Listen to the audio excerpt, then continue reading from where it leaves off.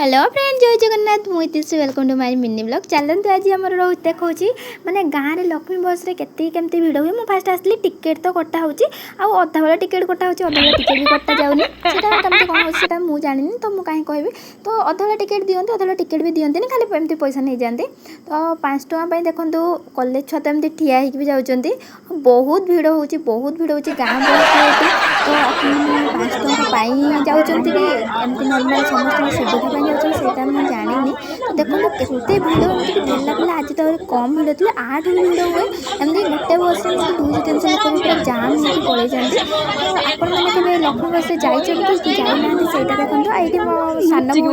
college जाता मो पाखे ही बसला तो मैं फास्ट आगे बसती तो जड़े आसिले कहले पछू पड़े आसती तो आप